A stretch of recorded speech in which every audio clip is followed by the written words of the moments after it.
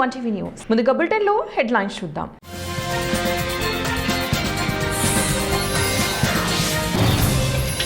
తమిళనాడుపై మోదీ దుష్ప్రచారం, సీఎం స్టాలిన్.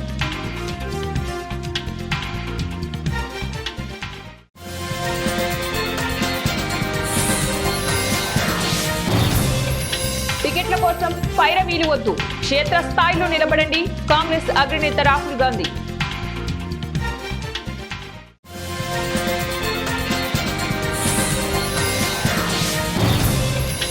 అమెరికాలో మంచు తుఫాన్ బీభత్సం, 25 మంది మృతి.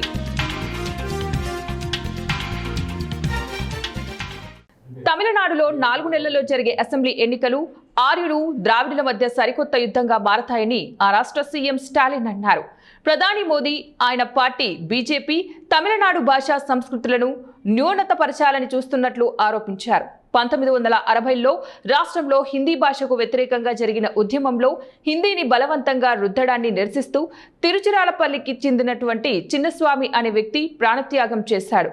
దీనిని పురస్కరించుకుని రాష్ట్రంలో ఏటా జనవరి 25వ తారీఖున భాషా అమరవీరుల దినం నిర్వహిస్తూ ఉంటారు.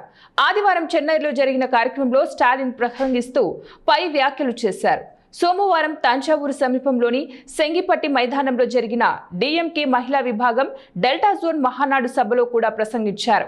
ఇండో ఆర్యన్ తెగలు ఉత్తరాది నుంచి స్వదేశీ ద్రావిడులను దక్షిణాదికి తరిమివేసి ఉత్తర భారతదేశంలో స్థిరపడ్డారని తమిళనాడులో ఓ వాదన ప్రచారంలో ఉంది. ఆర్య ద్రావిడ సమరం వ్యాఖ్యలతో స్టాలిన్ మరోసారి వాటిపై తెరపైకి తెచ్చారు. రాజకీయం అంటే మైకుల ముందు ఉపన్యాసాలు దంచడం కాదు, ఓటర్ జాబితాలో అక్రమాలను అడ్డుకోవడం. ఏసీ గదుల్లో కూర్చొని రాజకీయాలు నడిపే రోజులు పోయాయి. ఇకపై ప్రతి కార్యకర్త క్షేత్రస్థాయిలో చురుగ్గా నిలబడాల్సిందే. బీజేపీని ఎదుర్కోవాలంటే కేవలం ప్రసంగాలు సరిపోవు, బూత్ స్థాయి పోరాటమే శరణ్యమని కాంగ్రెస్ అగ్రనేత రాహుల్ గాంధీ పార్టీ శ్రేణులకు దిశానిర్దేశం చేశారు. హర్యానాలోని కురుక్షేత్రలో జరిగిన పార్టీ శిక్షణ శిబిరంలో ఆయన 2029 ఎన్నికలను దృష్టిలో ఉంచుకుని కార్యకర్తలకు తగు హెచ్చరికలు చేశారు. బీజేపీ అధికార బలంతో వ్యవస్థలను హైజాక్ చేస్తోందంటూ ఆయన కాంగ్రెస్ నాయకులు ఇకపై యుద్ధం చేయాల్సిందే, వేదికలపై కాదు, ఓటర్ జాబితాలపై అని స్పష్టం చేశారు. అమెరికాలో భారీ మంచు తుఫాన్ బీభత్సం సృష్టిస్తోంది. దక్షిణ తూర్పు రాష్ట్రాల్లో గత కొద్ది రోజులుగా కురుస్తున్న భీకర మంచు తుఫాను జనజీవనాన్ని అతలాకుతలం చేస్తోంది. తుఫాను కారణంగా ఇప్పటి వరకు సుమారు 25 మంది మరణించినట్లు పలు రిపోర్టులు పేర్కొంటున్నాయి. న్యూయార్క్ సిటీలో అత్యధికంగా 8 మంది ఈ ప్రకృతి వైపరీత్యానికి బలైనట్లు సమాచారం. సోమవారం మసాచుసెట్స్ ఒహియోలో మంచు తొలగించే వాహనాల కింద పడి 2 ప్రాణాలు కోల్పోయారు. ఆర్కాన్స్ నుంచి న్యూ ఇంగ్లాండ్ వరకు దాదాపు 2100 కిలోమీటర్ల మేర 1 అడుగు కంటే ఎక్కువ మంచు పేరుకుపోయినట్లు తెలుస్తుంది. ఈ తుఫాన్ కారణంగా లక్షలాది ఇళ్లకు విద్యుత్ సరఫరా కూడా నిలిచిపోయింది. ముఖ్యంగా మిసిసిపి, టెన్నెస్సీ రాష్ట్రాల్లో చెట్ల కొమ్మలు విరిగి విద్యుత్ తీగలపై పడటంతో పరిస్థితి దారుణంగా తయారైంది. 1994 తర్వాత మిసిసిపిలో సంభవించిన అత్యంత భయంకరమైన ఐస్ తుఫాను ఇదేనని యుఎస్ మీడియా వర్గాలు వెల్లడించాయి. కర్నూలు జిల్లా మద్దికేర మండల కేంద్రంలో అతి పురాతనమైన దేవస్థానం మద్దికేర బుద్ధమాంబ. ఈ అమ్మవారి జాతర ఫిబ్రవరి 3వ తారీఖున మంగళవారం ఉదయం అమ్మవారు దేవాలయం నందు దేవి అయిన మధ్యమాంబకు అభిషేకాలు, అర్చనలు, పంచామృతాలు, హోమాలు జరుగుతాయి. మధ్యాహ్నం 4 గంటల నుంచి రథోత్సవం జరుగుతుంది. ఈ రథోత్సవాన్ని తిలకించడానికి వేలాది మంది భక్తులు పాల్గొంటారు. ఈ మద్దమాంబ రథోత్సవం సందర్భంగా కబడ్డీ పోటీలు రాయలసీమ స్థాయి ఫిబ్రవరి 2వ తారీఖున మరియు 3వ తారీఖున ఫ్రెండ్స్ విద్యానికేతన్ పాఠశాల ఆవరణంలో జరుగుతాయి. మరియు ఫిబ్రవరి 4వ తారీఖున రాష్ట్ర స్థాయి సీనియర్ ఒంగోలు ఎద్దుల రాతి దూలం లాగుడు పోటీలు నిర్వహించబడతాయి. స్థలం గుంతకల్కు వెళ్లే రహదారి హెచ్పి పెట్రోల్ బంక్ ఎదురుగా స్థలం యందు రాతి దూలం పోటీలు జరుగుతాయి.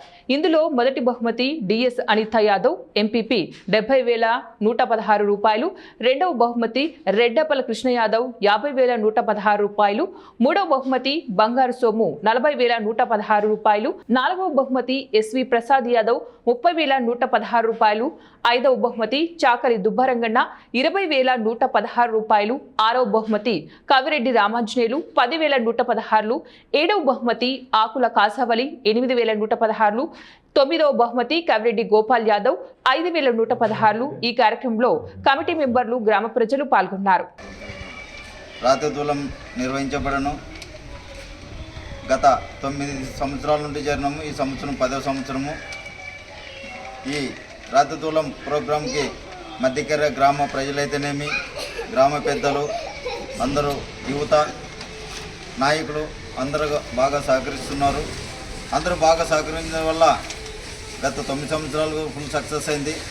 అదేవిధంగా ఈ సంవత్సరం కూడా గ్రామ పెద్దలైతేనేమి, నాయకులు మరియు యువత ప్రజలు మరియు దీనికి అంతటికీ ముఖ్య సహకారము కమిటీ సభ్యులు మద్దమామ కమిటీ పైన జరుగుతున్నది రాతదూలము. అదేవిధంగా ఈ సంవత్సరం కూడా ఈ మా కమిటీ ఆధ్వర్యంలోనే జరుగుతున్నది. మధ్యకర చుట్టుముట్టు గ్రామాల ప్రజలు కూడా చాలా ఆసక్తిగా చూడడానికి వస్తున్నారు. చూడటానికి వచ్చిన వాళ్ళకు కూడా అన్నదాన కార్యక్రమం నిర్వహిస్తున్నాము. మరియు ఈ కార్యక్రమానికి పాత్రికేయులు కూడా ముఖ్య సహకారం ఉంది. ప్రతి సంవత్సరం వల్ల ఈ సంవత్సరం కూడా పాత్రికేయులు అయితేనేమి మరియు పోలీస్ డిపార్ట్మెంట్ కూడా బాగా సహకరిస్తుంది. వీరందరికీ ధన్యవాదాలు తెలియజేస్తున్నాము.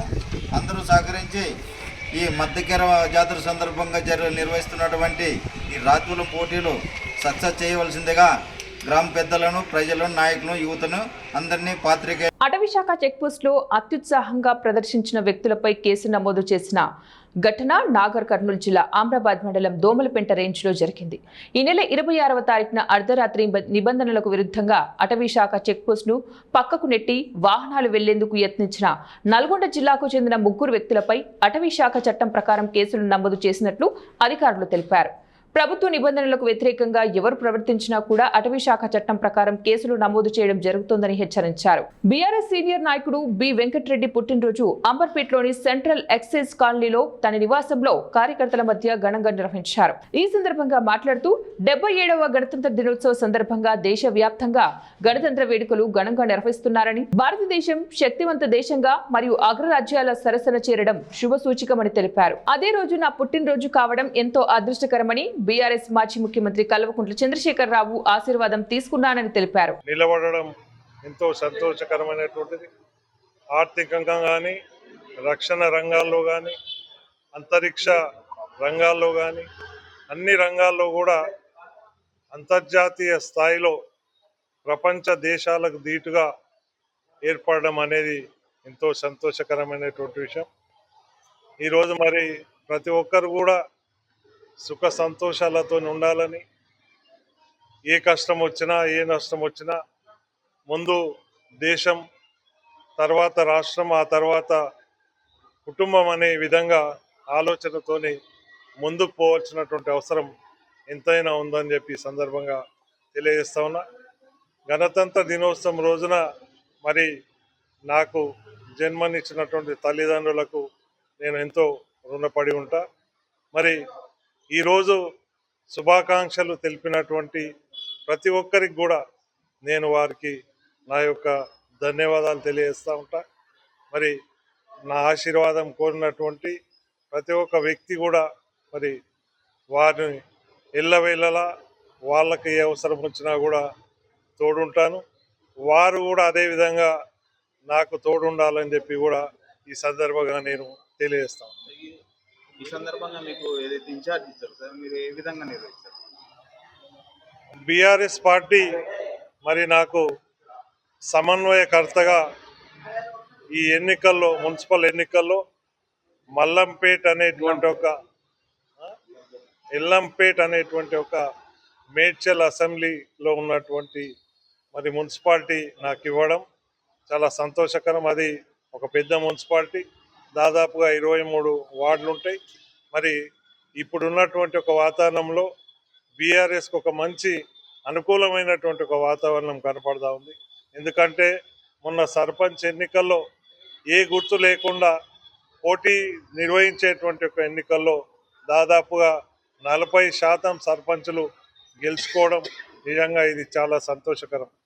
ఏ పార్టీ అయినా కూడా ఏ రాష్ట్రంలో అధికారం ఉంటే ఆ రాష్ట్రంలో అధిక స్థానాలు సంపాదించి ఎక్కువ స్థానాలు అధికార పార్టీకి వచ్చేటువంటి అవకాశం ఉంటుంది. కానీ ఈసారి బీఆర్ఎస్ పార్టీకి 40% రావడం అనేది చాలా సంతోషకరం. రేపు రాబోయేటువంటి మున్సిపల్ ఎన్నికలు మరి పార్టీ గుర్తుల మీద జరిగేటువంటి ఒక ఎన్నికలు. ఈరోజు కాంగ్రెస్ ప్రభుత్వం మీద వ్యతిరేకత, వారు ఇచ్చినటువంటి ఒక 6 గ్యారంటీలు కానీ 420 హామీలు కానీ ఏవి కూడా అమలు చేయనటువంటి ఒక పరిస్థితి ఈరోజు ఉన్నది. ఎందుకంటే రైతు బంధు ఎగ్గొట్టాడు, 6 గ్యారంటీలు ఎగగొట్టాడు, 42 హామీలు అసలే లేదు. ఏమైనా కూడా కక్ష సాధింపు చర్యగా మరి సిట్ అని, హైడ్రా అని, అదేవిధంగా కాళేశ్వరం అని, కార్ రేసింగ్ అని కేసులు పెట్టి కాలయాపన చేసేటువంటి ఒక పరిస్థితి కాంగ్రెస్ ప్రభుత్వం చేస్తుంది తప్ప ప్రజల యొక్క సమస్యలు కానీ ఆర్థికమైనటువంటి విధానాల నిర్ణయాలు కానీ ఎక్కడ కూడా తీసుకుంటలేదని చెప్పి ఈ సందర్భంగా అన్నమయ్య జిల్లా పీలేరు మండలం కాకులారంపల్లి పంచాయతీ చిన్నగాండ్లపల్లికి చెందిన భయ్యమ్మ వెంకటస్వామి కుటుంబానికి అదే గ్రామానికి చెందిన సర్వే నంబర్ 1029/15 నందు 1 ఎకరా భూమి వీరి కుటుంబానికి గలదు. గత కొంతకాలం క్రితం ఈ దివ్యాంగుల కుటుంబానికి తెలియకుండా మూగి చెవుడు ఉన్న దివ్యాంగురాలు భయ్యమ్మ దగ్గర ఆమె చెల్లెలైన రెడ్డెమ్మ పింఛన్ను ఇప్పిస్తామని మాయమాటలు చెప్పి వేలిముద్ర పెట్టించుకొని రెవెన్యూ సిబ్బంది సహాయంతో ఎకరా భూమిని మోసం చేసి వ్రాయించుకున్నారని ఆరోపించారు. భయ్యమ్మ కూతురు లక్ష్మీదేవి భర్త వేణుగోపాల్ తమ భూమి తమకు ఇవ్వాలని కోరగా రెడ్డెమ్మ నాగయ్య దంపతులు కలిసి మీకు భూమికి ఎలాంటి సంబంధం లేదని గెంటేశారు. తమ భూమి తమకు కావాలని అధికారుల దగ్గరికి మొరపెట్టుకున్నా కూడా న్యాయం జరగలేదని ఆవేదన వ్యక్తం చేశారు. సోమవారం గణతంత్ర దినోత్సవం సందర్భంగా దివ్యాంగురాలు లక్ష్మీదేవి ఆమె భర్త వేణుగోపాల్ కలెక్టర్ కార్యాలయానికి వచ్చి తమకు జరిగిన అన్యాయాన్ని కలెక్టర్కు విన్నవించారు. దివ్యాంగులైన ఇద్దరు మీడియా ముందు తమకు జరిగిన అన్యాయాన్ని వివరిస్తూ కన్నీరు మున్నీరుగా విలపించారు. ఆ పాప తెలియకుండా ఆ పాప దగ్గర సంతకం పెట్టించుకొని మా అమ్మ మూగమ్మ దగ్గర రిజిస్టర్ చేయించుకున్నారు. ఎంత భూమి అది విస్తీర్ణం? 1 ఎకరా భూమి. పుంజానా? పుంజ కాదు, మామూలు ఒరిజినలే సార్ అది. కాదమ్మా, మడా చేను పుంజ. పుంజ 1 ఎకరా పుంజ మోసం చేసి మా అమ్మ దగ్గర సంతకం పెట్టించుకొని మా అమ్మకు తెలియదు, మూగి నువ్వు మాటలు రావు, మా అమ్మ దగ్గర పెన్షన్ అని చెప్పి గుర్తు తెచ్చుకొని రిజిస్టర్ చేయించుకున్నారు. మేము ఎంఆర్ఓ గారిని, విఆర్ఓ గారిని, కలెక్టర్ ఆఫీసర్ అందరూ చేసినా మాకు న్యాయం చేయలేదు. అందువల్ల మేము బాధపడుతున్నాము. ఓకే, ఇప్పుడు ఇంతకుముందు ఎంఆర్ఓ ఆఫీస్ పోయినా ఎక్కడ పోయినా ఏం సమాధానం చెప్పినారు వాళ్ళు? ఏమీ చెప్పలేదు. వాళ్ళ దగ్గర లంచం తీసుకొని మమ్మల్ని ఇచ్చేసి మీది కాదు వాళ్ళది కాదు రిజిస్టర్ అయిపోయింది, మేమేం చేయలేము అంటున్నారు. హైదరాబాద్ నగరంలో డ్రగ్స్, గంజాయి వాడకం యువత నుంచి విద్యార్థుల వరకు చేరుకోవడం ఆందోళనకరంగా ఉందని, ఈ పరిస్థితి మార్చుకోవాలని కోరుతూ జామాతే ఇస్లామీ హింద్ అంబర్పేట అధ్యక్షుడు అబ్రార్ ఆధ్వర్యంలో కేంబ్రిడ్జ్ స్కూల్ నుంచి అలీకేఫ్ చౌరస్తా వరకు విద్యార్థులతో ర్యాలీ నిర్వహించారు. ఈ కార్యక్రమంలో మీర్జా అజిమ్ బేగ్, గౌసియా పర్వీన్ తదితరులు పాల్గొన్నారు. ఈ సందర్భంగా వారు మాట్లాడుతూ తెలంగాణ రాష్ట్రంలో డ్రగ్స్ కల్చర్ పెరిగింది, దాన్ని అరికెట్టేందుకు ఇలాంటి సామాజిక సేవా కార్యక్రమాలు నిర్వహిస్తున్నట్లు వారు తెలిపారు. తరపున ఒక ర్యాలీ తీస్తున్నాము. The main importance of this rally is to eradicate the murders in society and say no to the drugs. And ఈ క్యాంపెయిన్ 18th జనవరి నుంచి 31st జనవరి వరకు మన హైదరాబాద్లో నడుస్తుంది. And moreover we wishes the hearty welcome to 77th republic day to the all over Indians. Thank you.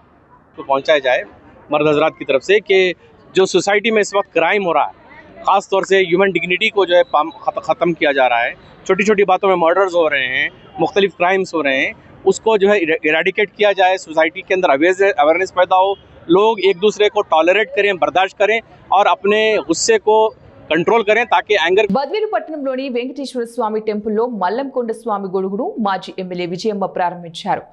APIIC director Vaddiboyina Prasad Reddy, RTO Chandramohan, municipal commissioner Vakamallu Venkata Narasimha Reddy, Badvel tahsildar Uday Bhaskar Raju పాల్గొన్నారు.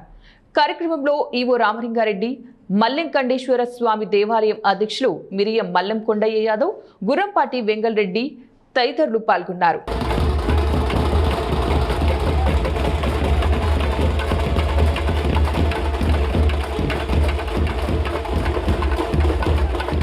అమర్పేట్ పటేల్ నగర్లోని సరస్వతి హై స్కూల్లో గణతంత్ర దినోత్సవ వేడుకలు ఘనంగా నిర్వహించారు. కార్యక్రమంలో ప్రిన్సిపల్ రాజశేఖర్ రెడ్డి పాల్గొని జాతీయ జెండా ఎగురవేసి జాతీయ గీతాన్ని ఆలపించారు. ఈ సందర్భంగా చిన్నారులు వేసిన నృత్యాలు తల్లిదండ్రులను ఎంతో ఆకట్టుకున్నాయి. ఈ సందర్భంగా రాజశేఖర్ రెడ్డి మాట్లాడుతూ డాక్టర్ భీమ్రావ్ అంబేద్కర్ రచించిన రాజ్యాంగం అమలైన రోజు అని ఆయన కొనియాడారు. ప్రతి ఒక్కరూ అంబేద్కర్ అడుగుజాడల్లో నడవాలని ఆకాంక్షించారు.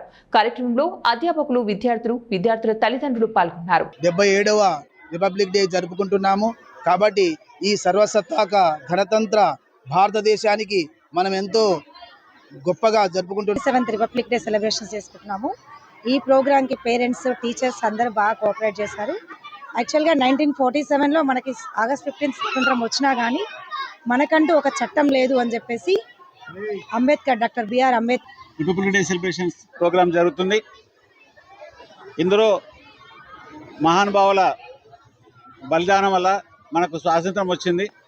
దాన్ని పిల్లలకు తెలియజేయాలి, పిల్లల్లో దేశభక్తి పెంపొందించాలి అని ఈరోజు ఈ కార్యక్రమాన్ని మా పాఠశాలకు ఘనంగా నిర్వహిస్తున్నాము. వివిధ దేశ నాయకుల వేషధారణలో పిల్లలను Swami Dayanand young men's welfare association ఆధ్వర్యంలో మొట్టమొదటిసారిగా పోచమ్మ బస్తీ దేవాలయ ఆవరణలో మాగి గణపతిని ప్రతిష్ఠించడం ఎంతో సంతోషకరంగా ఉందని పోచమ్మ బస్తీ నిర్వాహకులు తెలిపారు. ఈ సందర్భంగా వారు మాట్లాడుతూ అమర్పేటలో మొదటిసారిగా ఈ మాగి గణపతిని నెలకొల్పడం ఎంతో సంతోషకరంగా ఉందని, ప్రతి సంవత్సరం గణపతి ఉత్సవాలను సామాజిక వేదికలుగా చేసి కార్యక్రమాలు నిర్వహిస్తున్నామన్నారు. యువత కులమతాలకు అతీతంగా ఈ వేడుకలను జరిపిస్తున్నట్లు నిర్వాహకులు తెలిపారు. మాగి గణనాయకుడి పండుగల్లో ప్రతి ఒక్కరూ కూడా పాల్గొనాలన్నారు. ఈ పూజా కార్యక్రమం అనంతరం అన్నదాన కార్యక్రమం కూడా నిర్వహించారు. కార్యక్రమంలో రంగంపల్లి రాజు, గిరిధర్ గౌడ్, కంచె చంద్రశేఖర్ తదితరులు పాల్గొన్నారు. ఇక్కడ నిలబెట్టడం జరిగింది. ఆ విఘ్నేశ్వరుని ప్రతిష్ట ఏందంటే గణపతి 22వ తారీఖు పుట్టినరోజు సందర్భంగా ఈరోజు హైదరాబాద్లో ఎక్కడ కూడా నెలకొల్పనటువంటిది మాగి గణపతిని పోచమ్మ బస్సులో నెలకొల్పి రానున్న రోజుల్లో ఈ గణపతి బర్త్డేను కూడా అందరూ పెద్ద ఎత్తున నిర్వహించాలని అంబర్పేట వాసుల తరపు నుంచి భాగ్యనగర్ గణేష్ ఉత్సవ సమితి ఎలా అయితే చేపడుతుందో ఈ మాగి గణపతిని కూడా అంచెలంచెలుగా ఎదగాలని ఈ యొక్క గణపతిని నెలకొల్పడం జరిగింది. 5 రోజుల పాటు పూజలు నిర్వహిస్తూ ప్రతి ఇంటి నుంచి తీర్థ ప్రసాదాలు తీసుకురావడం జరుగుతుంది.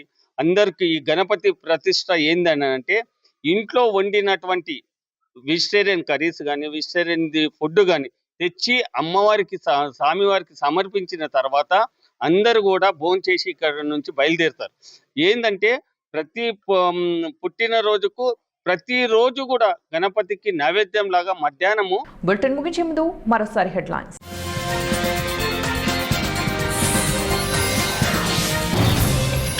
తమిళనాడుపై మోదీ దుష్ప్రచారం, సీఎం స్టాలిన్.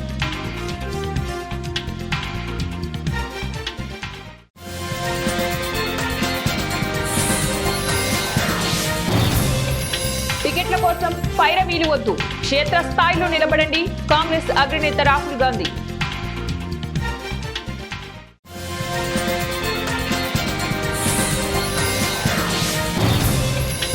అమెరికాలో మంచు తుఫాన్ బీభత్సం, 25 మంది మృతి. ఇవి ఇప్పుడు బులెటిన్ డీటెయిల్స్. నెక్స్ట్ బులెటిన్లో మళ్ళీ కలుద్దాం. అంటే కీప్ వాచింగ్ 1TV న్యూస్.